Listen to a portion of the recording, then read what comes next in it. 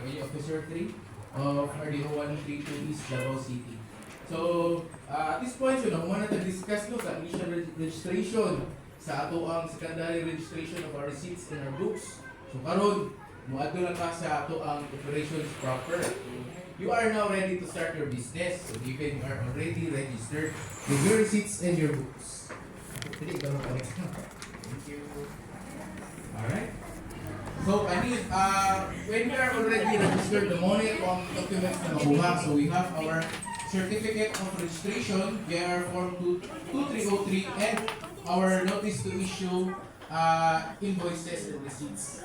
So, kami, kung mag-conduct yung tax mapping activity, so, muna sila ang duha sa among ginapakita. No? So, dapat this must be displayed in a conspicuous place or kana makita dayon. Kana magsulod na muna ka din. Para wala na tayo penalty kaya naman kita yung mga process, di ba? Pagsulod sa tao dapat pagitan. O aside ani dapat na tayo resibo o sa to ang mga books. So books must be updated daily. Kaya ako lang sa activity. So wala na tayo penalty anak. Kabalo naman sila. Next.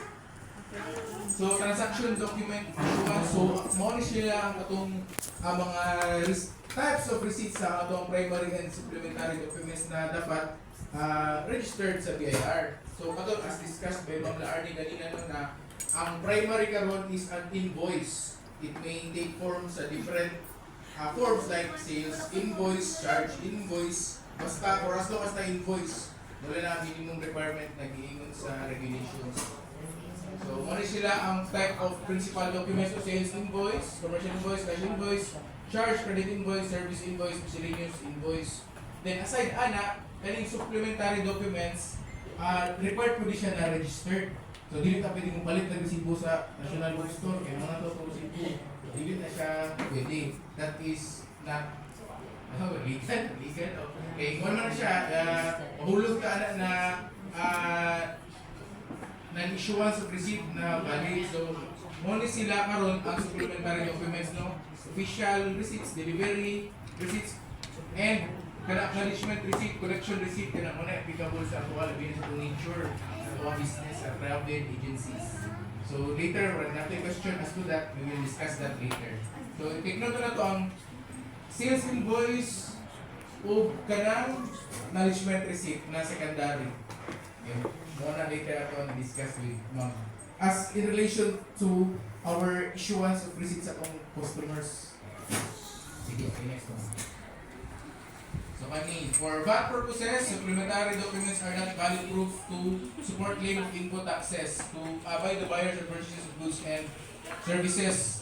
So the phrase, this document is not valid for claim of input tax, shall be conspicuously printed to the face of such supplementary documents. So, paano siya applicable sa atong supplementary documents? So, those documents aside sa atong invoices. Ay na may VAT registered direct na individual. Ikaw ma'am, ito naman si ma'am, dapat dito sa VAT.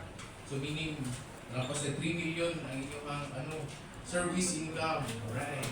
So, mostly sa mga VAT.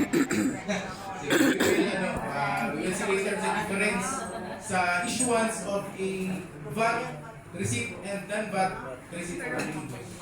Okay, next. Sige, gani. Non-VAT seller of services, kaya ang slide size available kay ma'am, pwede ta mga yun. So, no need to take picture na. Focus dalan pa. Alright. Sige, kasi sa mata mag-issue resibo as a non-VAT seller of services. So, una, when customer demands for it, kung yun siya, kaya yung resibo, matag ka resibo. Second, when goods or services rendered are valued at 500 or more. So, kani 500 or more magita. So, may siya kita resibo. Non-VAT receipt. Kung less than 50 million na to ang gross receipts for the year. So, kani, if sales per transaction is below the threshold, but the aggregate sales amount at the end of the day is at least 500, the seller will issue one invoice for the aggregate sales amount for such sales at the end of the day. So, kani siya, applicable na siya sa katong mga industries na gagmang denomination ng sales. So, at the end of the day, mag-issue resibo na i-total tanan sales for the day, butang sa isa ka resibo. Itong mga ang sales nila is below 500 per transaction. So, So, itotal na ibutang sa resibo gihapon. Para balanse ato ang libro ug atong resibo. Then that will be recorded for our process. Okay, next. Ani? So, hello. So, sa land VAT invoice, dapat nakasulat dito. So, first, hello.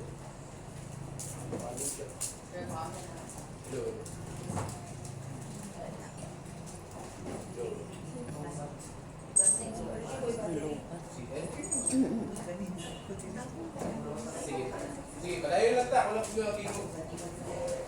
So, land VAT invoice must contain a statement that the seller is land VAT registered person. So, dapat nakabutan sa atong resibo ang seller's TIN and branch code, registered address niya, date of transaction, and the serial number. So, correct. Apila na siya sa proforma na i-print sa printer. Except the date of transaction. Okay, next one. So, non-VAT seller, non-VAT invoice must contain. So, kanya ito ipang sulat dito as seller. So, siya, naibag mo regulation na kung kulang na information ang seller ng imposition of penalty. So, dapat kita pag mo-issue ng resibo, complete information. So, muna sila ang information na kailangan pag mo-issue ng resibo. Una, ang pangalan. Kadua, business address sa purchaser, PIN of purchaser, quantity, kadili siya applicable. So, seller of services man ta, so diretsyo na ta sa total cost niya or total amount. So, description of the goods or properties or services. Okay, next. Okay.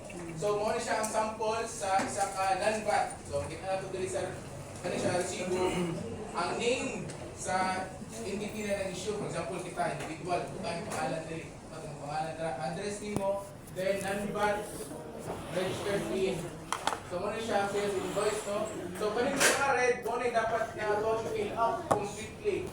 So, dapat na pangalan, na address, business style, ang date, then ang article sa dito. So, ang article ito ibutan rin ang katong service or agency fee. Ito ba kayo naman? Service fee. Okay, dili na. Ang service fee lang ha, kay kung butang niyo tanan. Subject lang na. O, lalo na.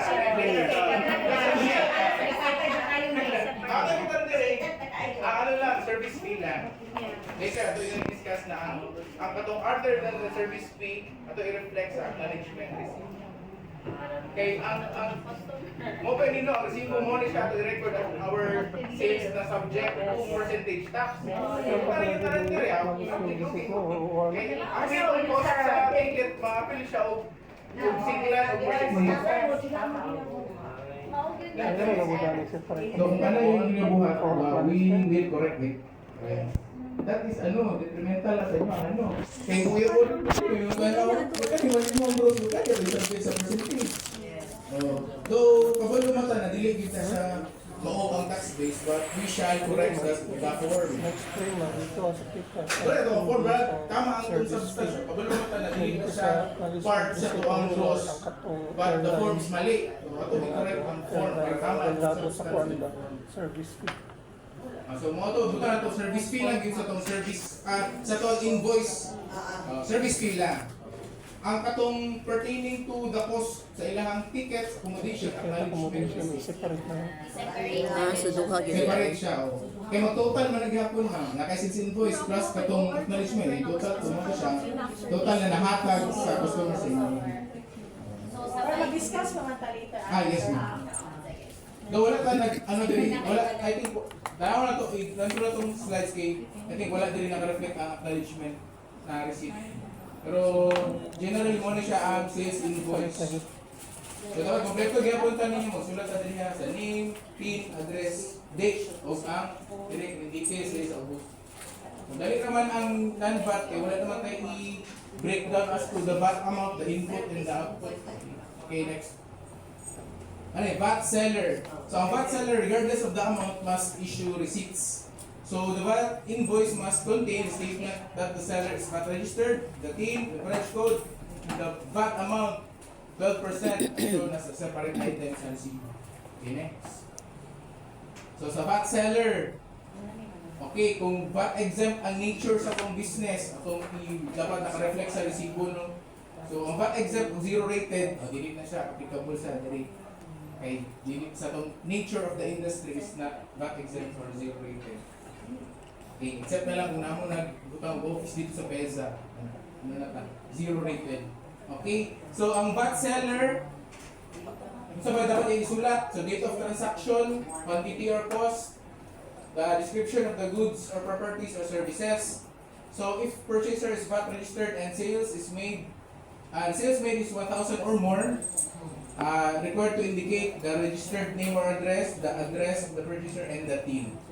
So pag VAT, importante ka ang TIN. Okay, para ma-tag na siya dito sa LSP. Okay, VAT seller. For a principal invoice receipt to be valid for claim of input tax by a VAT registered purchaser, all information requirements must be shown. So, tanan, fill in the blanks ta sa resibo, kompleto tanan. Okay, next ma'am.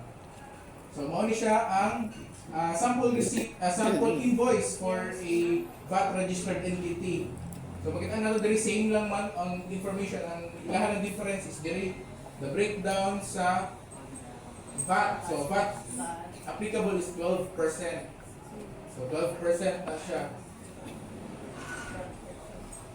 Alright. So kung naay mga PW discount, kung dapat na po ito siya indicated, clearly indicated sa ato ang invoice. So natin ang VAT amount, ang senior citizen PWD discount. Alright, next. So kanino? So, penalty sa ayun. So, ato ang legal basis is RMO 7/2015. So kanino, kung natin failure, reklamo ang inyong client, o kami tagang resibo. O automatic ka 10,000. O issue na natin resibo. So, mga 10,000 para per transaction na siya. Kung dagan kang client na you did not issue receipt, 10,000 times number of non-issuance. That is per instance. So, refusal to issue, mas mahal. Kaya nakay-resibo pa di ko matag, o nakay-25,000. Mahatag na lang yan. If the information is correct, if the information is the correct amount of the transaction, and not correct na siya pag kanang natay mga ibang usab dito na dili na siya mo. For example, ang sales nimo 10,000, yung butang mo dito 1,000, 20,000 yapon. For issuance of receipt that do not truly reflect or contain all information. So kaya yun ako sa inyo na ang burden to supply complete information sa resita na sa ato seller. Kasi pwede kita may issue. So kung kulang ang information na ito ang supply dito sa resibo na 5,000, o dali na ba na-approve kayo? Ato ang customer nyo sabi, ma'am, na-issue rin kulang information. Nahulog, wala ka-claim sa mga as expense. So kung 5,000 penalty per instance po na siya. So kani, if the duplicate copy of the invoice is blank but the original copy thereof is detached, so kanang naay, di ba, duplicate or triplicate, nawala na ang original pero naaghapon ang duplicate or triplicate, penalty 20 mil. So ayaw lang ata ang original na blanco ang duplicate or triplicate. So dapat pag wala dito original, syempre i-issue na so meaning nana siya corresponding amount and information. So unless if cancelled, dapat naka-cancel ko na. Rush out. Will cancel na no. Okay, next ma'am. Ano yung use of unregistered receipt? Pag receipt na bookstore receipt, 20,000. Use of unregistered cash register machine, kaya mga kahira, gagamit pa tayo na, or kaya mga cab ng credit resibo. If that is unregistered, 25,000. Possession of multiple or double receipts. Not qualified for compromise or double resibo kay that is criminal in nature. Dahil sa dili siya makompromise, tulong ka na. So for printing of receipts or invoice without ATP, 25,000. So mura lang siya ng issuance pag wala ATP. Alright, so muna ta sa resibo na. Ato ta sa libro, bookkeeping requirements. So proper maintenance of books of accounts. It must be kept in the place of business and must be updated in record. So all entries in manual books of accounts shall be handwritten. So kung nag-apply ta og manual books of accounts, syempre dapat handwritten din siya. Loose leaf, kaya kung loose leaf, nag-apply na lang tayo loose leaf ma'am, no? Then gamit ang Excel as to keep track of our records on sales, expenses, ang ato apply ana loose leaf. Para ang wato na i-print ko siya then ipilit sa libro para at the end of the year gina-surrender pa ba ma'am ang loose leaf? Ginabaw. Dili na. I-bound siya. Okay, o kato. Moto siya. Then, kato, ang libro dapat na gina siya pirmi sa kung asa ka nag-operate, o place of operation, place of business. So, dili excuse na gikuha sa bookkeeper o kana mo gina-pirmi. So, ano ba na sa bookkeeper? Ang bookkeeper di mag-transact dito. Dili. So, kaya lang, careful lang kay kung mag-mapping me and wala dito ang libro that is subject to penalty. So, ako lang ang remind you that ayaw ipag-ausa sa inyong premises, inyong resibo, ang inyong libro. So, ayaw na pag-ausa, dahil lang siya nakatulog. Kung ato yung bookkeeper mag-record, okay, mag-record kayo. Or picture ninyo, send sila. Ano na lang. Okay, next one. Okay, preservation. So, kung natin manual books of accounts and other accounting records, 5 years, ang hard copy ana, manual bound, loose leaf. 5 years gihapon and katong computerized books of accounts in electronic copies of 5 years. So everything na in connection sa itong books is must be kept for 5 years. So ani taxpayers whose annual gross sales receipts exceed 3 million shall have their books audited and examined yearly by independent CPA and their ITR attached with account information form. So ano itong mga VAT registered na sila. So, sa to if we are below 3 million, dili man required na audited atong financial statements. So, importante, nalang ka dito yung mapakita sa imong income statement and the financial statements, balance sheet. Kaya ganun dili comparative, pero sa ito comparative. Kana na last year or current year, say movements dito sa imong accounts. Okay, next na. Kani, mo siya ang sample sa simplified books of accounts, no? So, ma-record ka dali, explanation, din na kay cash, credit, kung speakers, na kay receipt from customers. Actually, ang kanang mga books of accounts, that is in, wala na siya standard form. You can record in any way or form. For as long as ma-recognize mo, pila imong sales, as to pila imong cost, mo lang na. Dili mo siya standard. There is no such thing as standard way of recording. So this is an example. Okay, next po. General journal. Okay, hindi siya required po na mag-journal pa ito eh. Kasi ako accountancy, ibugan na journal pa ka. Kaya if you have the knowledge, pwede eh. Pero I think simple lang rin ang recording na ito. Ala ka, pilahin mong income, pilahin mong outflow, muna na isulat sa itong libro. Pwede makanay cash books and disbursement books. Kani. Pero mas gwapo to gani.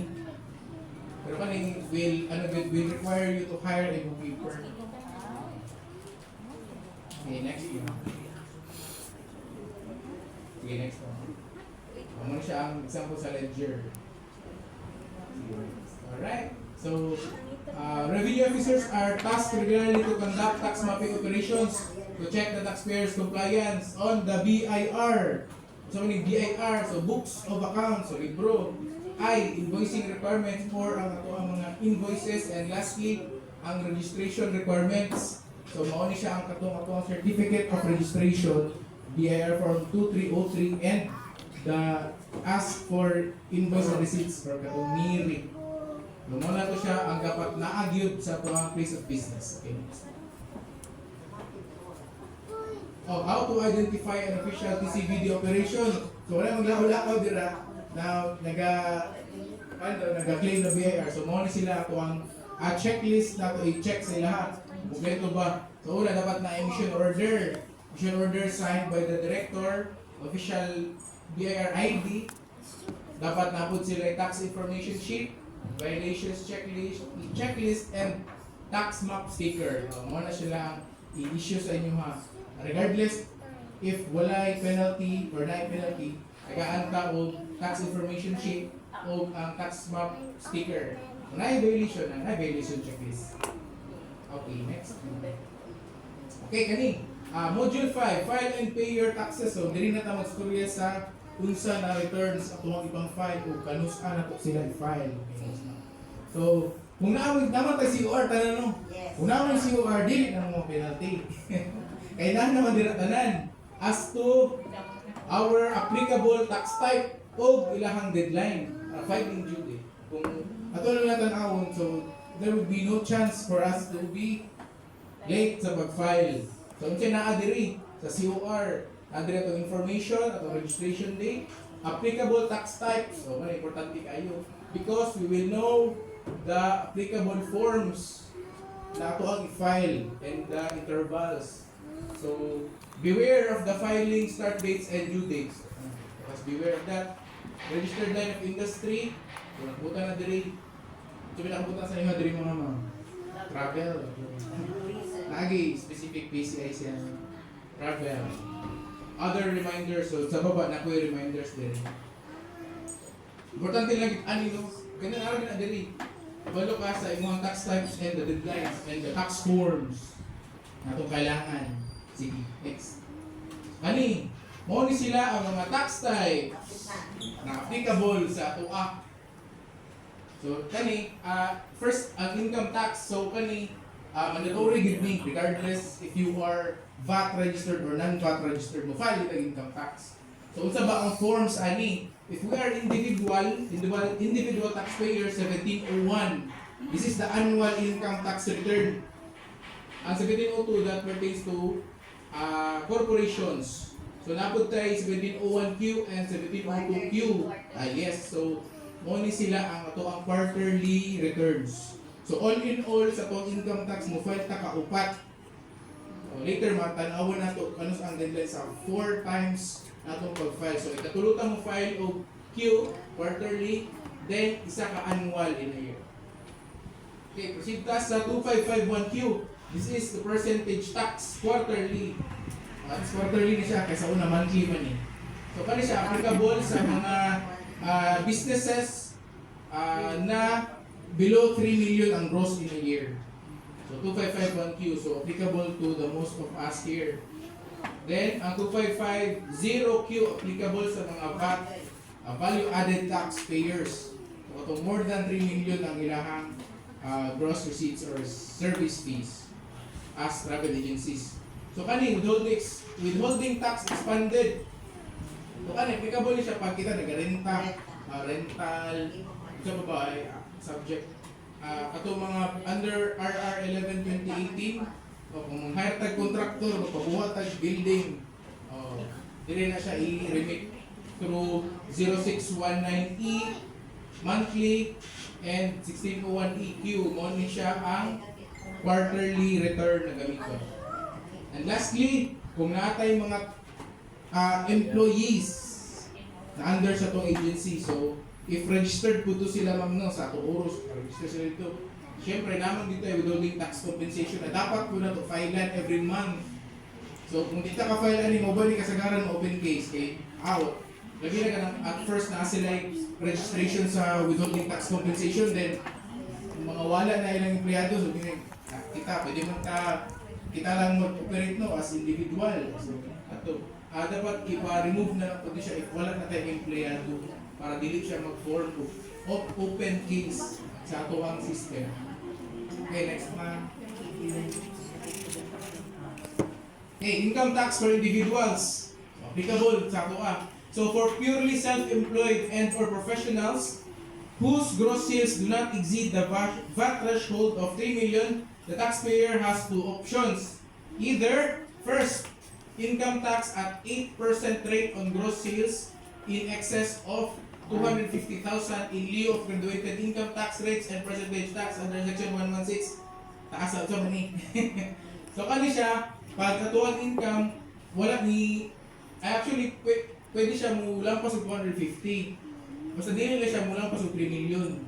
So ang benefits ani, this method is easier.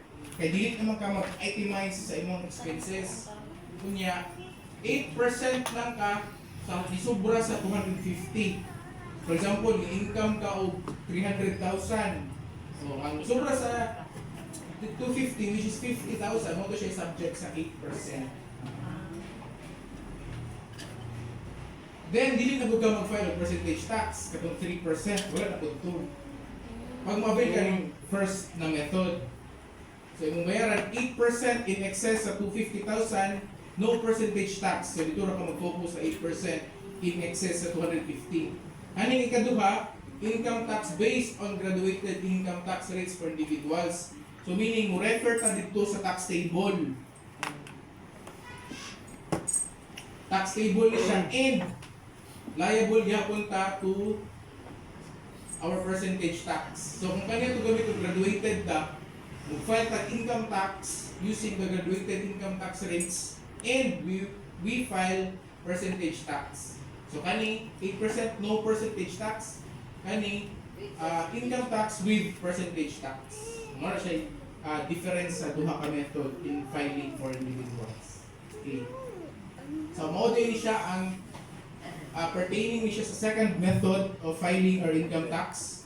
So mao ni siya ang graduated income tax rates table. Ana, pwede mo mag-compute ana. O asa mo makatipid dito ta. Muna siya ginatawag na dili siya tax evasion na dagan mo option, so that is tax avoidance. So we shall calculate kung you will calculate kung asa mo makatipid. Pero mostly kung service mo wala kayo tay cost. Di ba wala ka cost? Or income na tanan. So